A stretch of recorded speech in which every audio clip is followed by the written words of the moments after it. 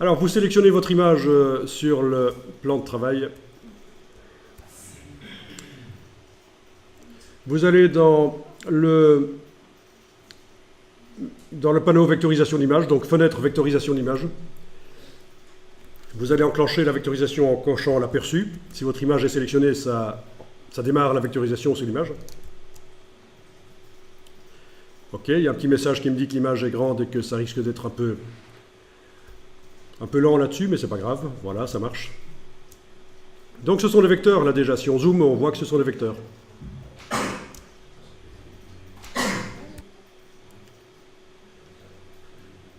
Vous allez cocher l'option « Ignorer le blanc », comme ça, s'il y a du blanc autour de l'image, de toute façon, il y a du blanc, c'est sûr, il va être transformé, il ne va pas générer de vecteur, ce sera de la transparence. Donc, il faut cocher « Ignorer le blanc ». Alors, avec les curseurs ici, tracé, angle, bruit, vous allez pouvoir influencer un peu le résultat. À quel point le tracé est fidèle à la photo d'origine, enfin au dessin d'origine. Bon, faites des tests, hein. Vous bougez les curseurs et vous devriez voir que, par exemple, si vous mettez le curseur tracé fort à droite, c'est fort fidèle au dessin original, donc tous les détails y sont. S'il est fort à gauche, ça stylise un peu plus. Les angles, ça va créer des angles plus ou moins forts. Voilà, ça peut être intéressant dans ce cas-ci. Oui, vous influencez déjà le résultat grâce à ces curseurs.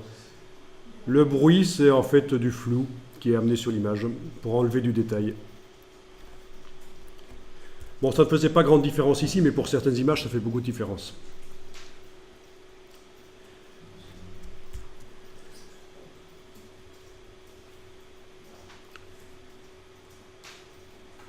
Ok.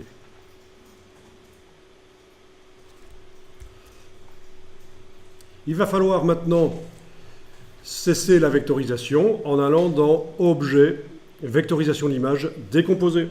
Objet, vectorisation d'image, décomposer. Et voilà, vous devriez avoir donc une silhouette d'animal à laquelle vous allez pouvoir donner une couleur si vous voulez. Voire même un dégradé. Ah oui, il y a aussi les dégradés.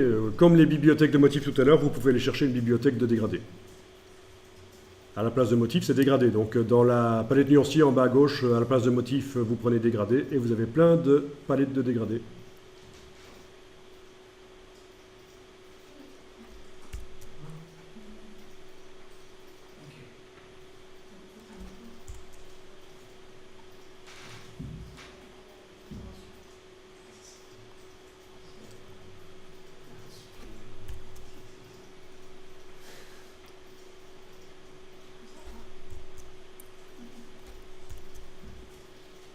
Alors, étant donné que ça va servir à faire un motif, surtout ne mettez pas de motif dedans.